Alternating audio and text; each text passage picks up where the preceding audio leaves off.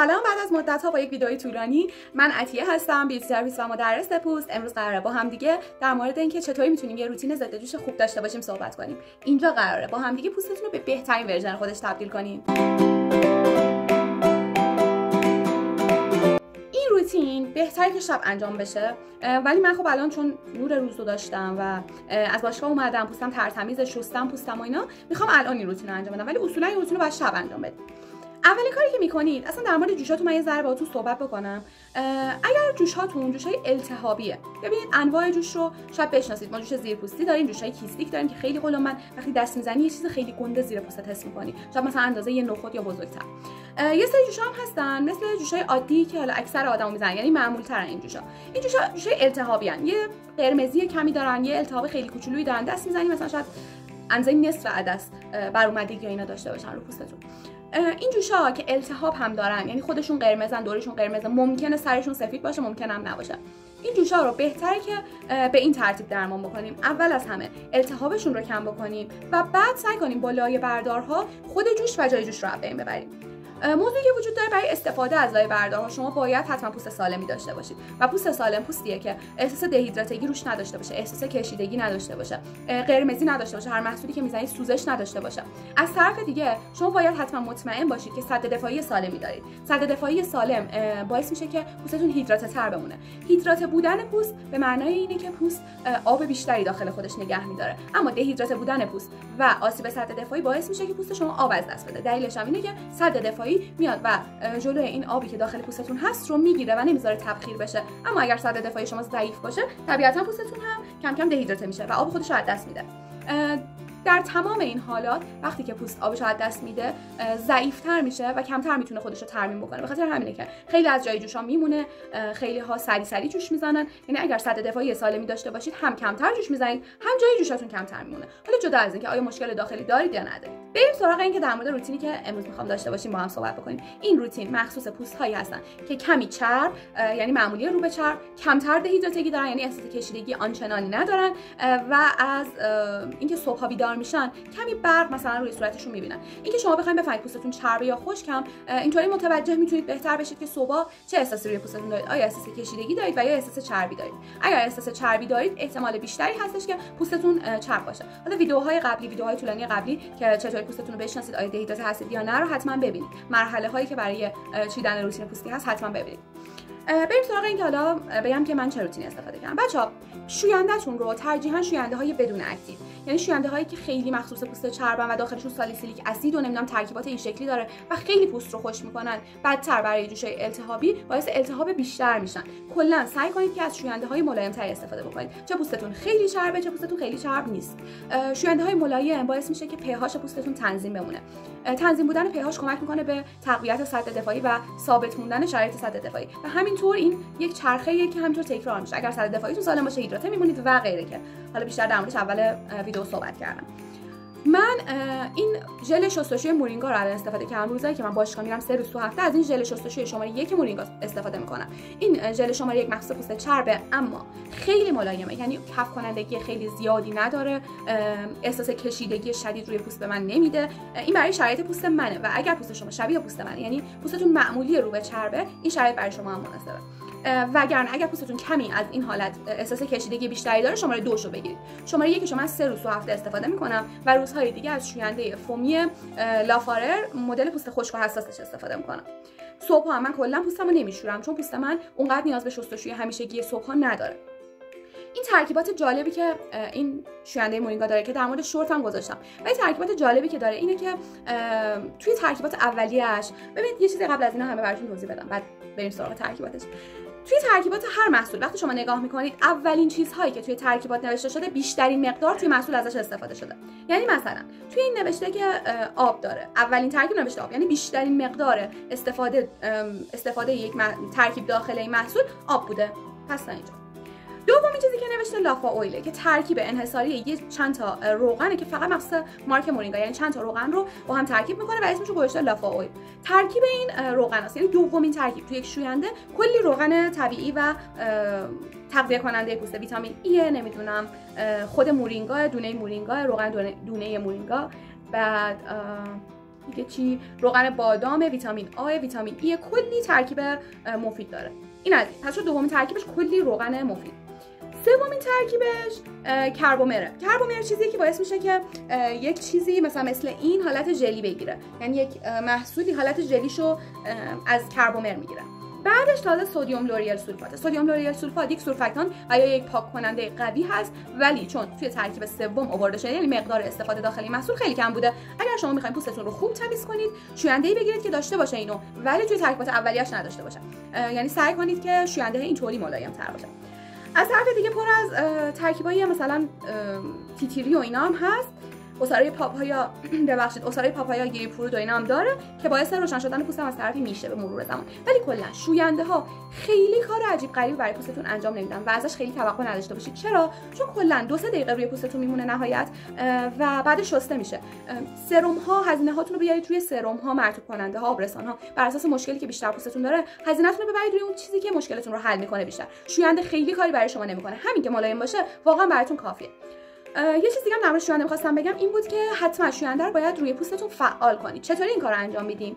ما باید اول دستمون رو آب بزنیم، صورتمون رو آب بزنیم، بعد شوینده رو حالا به اندازه 1 پاف یا 2 پاف به مقداری که صورتتون چرب، اگر صورتتون خیلی چرب نیست، برق نمیافته، 1 پاف کافیه. و بعد که کف دستتون ریختید شوینده رو، اینطوری دستتون رو بعد ماساژ بدید، حالت فومی یا کفی بشه و بعد روی صورتتون ماساژ بدید در حد 1 تا نهایتا 3 دقیقه. بیشتر از این نیاز نیست. و بعد صورتتون رو آبکشی می‌کنید. بعد از آبکشی کردن صورتتون باید صورتتون با یه حوله تمیز یا یک دستمال کاغذی تمیز، ترجیحاً حوله، به صورت ضربه‌ای خشک کنید. شما اینو در نظر بگیرید که الان من پوستمو شستم با شوینده و بعد با یک حوله تمیز پوستمو به صورت ضربه‌ای خشک کردم. از میسلر واتر استفاده نکردم چون پوست من اونقدری آلوده و چرب نشده که هم بخوام از میسلر واتر استفاده بکنم، هم از شوینده پوست چرب استفاده بکنم. حتی اگر شب هم بود الان باز همین کارو می‌کردم چون نه آرایشی روی صورتم دارم، نه اونقدر پوستم آلوده شده. اگر شما آدمی هستید که سر کار مثلا میاد زیاد تو خیابون هستید، آرایش می‌کنید روی صورتتون، کرم‌های سنگین می‌زنید، بله نیازه که میسلر واتر رو استفاده بکنید. ولی در غیر این صورت اگر پوستتون مثل پوست من مستعد دهیدراتگیه و خیلی چرب نمیشه، بهتره که از میسلر واتر فقط یک روزهای خاصی در هفته استفاده کنید. من اصولا روزایی که از فوم پوست خشک لافاره استفاده میکنم، یعنی روزهای دیگه 3 روز تو هفته که از این مورینگا استفاده میکنم، اون 4 روز دیگه ممکنه که میسلر واتر بزنم، یا 2 روزشو میزنم یا 3 روزشو میزنم یا 4 روزشو. یکم بستگی به این داره که شما ببینید حال پوستتون توی چه شرایطیه. مثلا بر اساس تغییرات هورمونی ممکنه پوستتون چربتر بشه. توی اون زمان ها ممکنه که من میسلر واتر بیشتری استفاده بکنم. کاری که الان باید انجام بدیم استفاده از تونره. اگر شما پوستتون رو احساس می‌کنید خیلی خوب تمیز نکردید و احساس تمیزی روی پوستتون ندارید، از تونرهای استفاده بکنید که با پد روی صورتتون بکشید و آلودگی رو دیگه کامل پاک کنید. اما تونر فقط کارش پاک کردن آلودگی روی صورتتون نیست. تونر تغذیه کننده است، تنظیم کننده pH پوسته و تنظیم درست pH پوست باعث میشه که سد دفاعیتون تقویت بشه. چرا؟ چون که توی pH مناسب و شرایط نرمال توی پوستتون میکروبیوم‌های طبیعی، ما سری میکروب‌های مفید و مضر روی پوستمون داریم که اگر مفیدها تعدادشون بیشتر بشه برای پوستمون خیلی شرایط بهتری رو ایجاد میکنن. پوستمون سریعتر ترمیم میشه، سد دفاعیمون تقویت میشه، آبرسانی بهش راحت‌تر انجام میشه و تمام اینها. بنابراین ما سعی میکنیم pH پوستمون رو توی حالت استیبل خودش نگه داریم و خیلی پوستمون رو قلیایی یا اسیدی نکنیم ترجیحاً. به خاطر همین از تونر استفاده میکنیم. یک سری تونرها گفتم خاصیت پاک کنندگی دارن، یک سری تغذیه کنندن و یک سری لایه بردار. من توی این شرایط از تونر لایه بردار استفاده نمیکنم. من میخوام برای جوشهای التهابیم کمی آبرسانی داشته باشم و این التهابشون رو کم بکنم با آبرسانی و استفاده از تونری که التهاب رو کم میکنه. من از تونر جینسینگ بیوتی آف روسان استفاده میکنم که احتمالاً قبلا هم در موردش براتون صحبت کردم، ولی اینکه چطوری استفادهش هم میکنم ببینید. الان چند قطره اینطوری روی دستم میزنم، بعد 2 تا دستم اینطوری به هم میزنم و به صورت ضربه‌ای جذب پوستم میدم. این تونر هم آبرسانه هم ضد التهابه. به خاطر جینسینگی که داخلش داره میتونه پوست رو آبرسانی هم بکنه. از اونجایی که من دارم یک روتین ضد جوش میدم و ضد التهاب میخوام باشه، میخوام از یک لایه بردار استفاده بکنم. قبل از اینکه ازش استفاده بکنم باید صبر کنم تونر روی صورتم خشک بشه. ترجیحاً اکثر لایه بردارها نباید روی پوست خیس زده بشن. پوستتون نباید رطوبت داشته باشه مگر اینکه درصدشون خیلی پایین باشه و یک سری لایه برداری خاص، مثلا لاکتیک اسید زیر 3-4% که اصلا خاصیتش میشه خاصیت آبرسانی و دیگه لایه برداری نمیکنه. این موضوع رو توجه داشته باشید.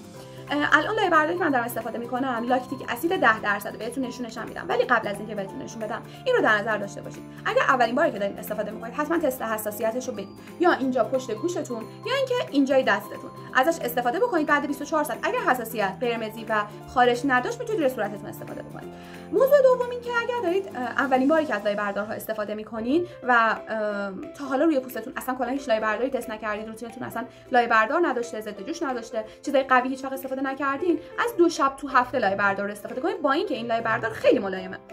این لاکتیک اسید 10% وکتوره. بخوام نشونش بدم اینطوری. نمیدونم چقدر معلومه.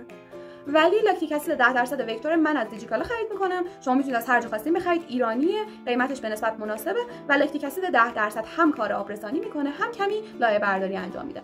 ضد التهاب هم حتی هست. به خاطر همینه که من از این محصول دارم استفاده میکنم. یعنی من ترجیح همین بود که از این لاکتیک اسید استفاده کنم. بچه‌ها دوباره تکرار میکنم، اگر شما دارید روتین ضد جوش این شکلی میرید بهتره که شب‌ها این روتین رو برید. توی نور روز بهتره که از لاکتیک اسید و کلا اسیدها و لایه بردارها استفاده نکنید و ترجیحاً شب‌ها استفاده کنید و فرداش هم حتما ضد آفتاب بزنید. من به اندازه 3 قطره از این لاکتیک اسید میزنم و بعد روی پوستم پخشش میکنم. اجازه میدم یک کمی این لاکتیک اسید جذب پوستم بشه و کار خودش رو انجام بده. مهم نیست که پوستم بعدش قراره که حالا خشک باشه، ولی من در همین حد برام کافیه که این یک لایه برداری کوچولویی انجام بده. اگر احساس سوزش داشتید توی این شرایط، اگر احساس کردید که داره پوستتون قرمز میشه و سوزش ادامه داره، در لحظه اشکالی نداره، ممکنه یک کوچولو مثلا سوزش داشته باشید، هرچند که این لاکتیک اسید خیلی ملایمه واقعا، چون 10%. و هیالورونیک اسید و اینا هم کنارش داره، تو ترکیباتش خیلی ترکیبات خوبیه و آبرسان هم هست. اما اگر داشتید این حس رو، حتما باید صورتتون رو آب کشی بکنید، از تونرتون استفاده بکنید و روش حتما مرطوب کننده به مقدار زیاد بزنید. خب من چند دقیقه صبر کردم، این جذب پوست من شد و حالا میخوام برای استفاده از یک چیزی که آبرسانی بکنه پوستم و بعد از اینکه از لایه بردار استفاده کردم حتما پوستم رو رطوبت رسانی کنم. من با اسپری آب ویتالایر این کار رو انجام میدم. پوستم رو خیس میکنم و بعد از یک ترکیب آبرسان استفاده میکنم روی پوستم. دلیل علمیش هم اینه که آبرسان‌ها و هیالورونیک اسید باید یک آبی وجود داشته باشه که جذب خودشون کنن و بعد جذب پوست بشن. به خاطر همینه که اول از یه چیز استفاده میکنم که پوستم رو رطوبت رسانی کنم. خب قسمت آبرسان روتین من استفاده از این 6 پپتاید کوزاریکسه که هم جوانساز و هم آبرسان کمی ترمیم کننده است، نیاسینامید داره و حتی ضد جوش هم هست، یعنی ضد جوش‌های التهابی هم هست. بنابراین من از این استفاده میکنم. این 6 پپتاید کوزاریکس میتونه جای تونر، سرم و اسنس استفاده بشه. تونرها همون اول زده میشدن اگه یادتون باشه، بعد از شوینده من تونر استفاده کردم. اینو میتونید حتی به جای تونر هم استفاده کنید. اما ترتیب روتینی که من چیدم به این شکله. من ازش در حد یه پاف میزنم. من خیلی زیاد استفادهش نمیکنم چون احساس چربی زیادی به من میده اگر بخوام خیلی زیاد استفادهش کنم. توی نحوه زدن روتین پوستیتونم بهتره که ضربه‌ای استفادهشون بکنید، اما میتونید ماساژ هم بدید روی صورتتون. به سمت بالا، به سمت بیرون ماساژ بدید. به سمت داخل نکشید صورتتون، به سمت پایین نیارید، فقط به سمت بالا و به سمت بیرون.